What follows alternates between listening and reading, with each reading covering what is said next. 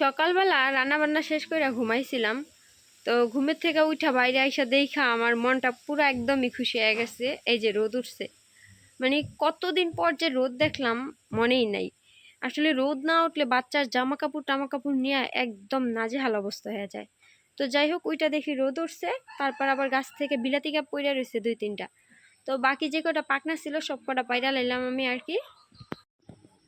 এই হচ্ছে বিলাতি গাছ, 3টা কাপ পইরা ছিল, বাকি কটা আমি পারছি। আর একটা আবার গেছে গাই নেটের বাইরের দিকে। এই যে এটা কিন্তু খেতে খুবই মজা।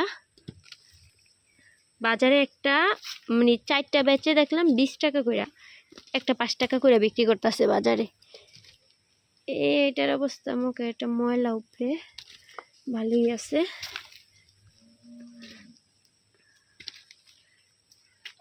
আর কয়টা মনে হয় কাঁচা। এই যে বিলাতি গাছ, এগুলোর সাথে প্রচুর মাটি, যার কারণে ধুইয়া নেই।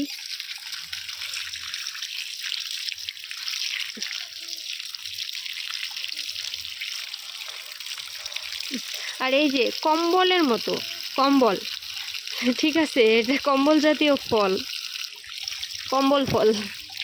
আমার মেয়ে তো এটাকে বলে কম্বল ফল।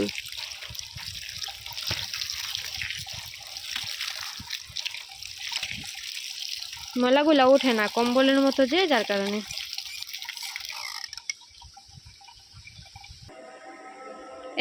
এই হচ্ছে বিলাতি গাছ। তো এটা কিন্তু গাছ থেকে পাড়ার পরে একদিন খেলে কিন্তু বেশি মিষ্টি লাগে, একটু নরম হয় তখন একটু বেশি মিষ্টি লাগে।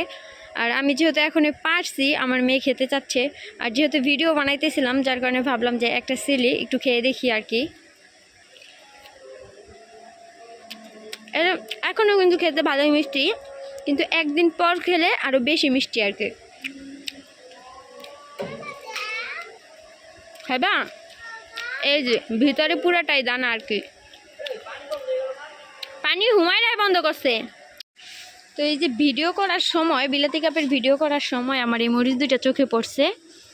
এই যে মরিচ দুইটা কিন্তু বাড়তি হয়েছে।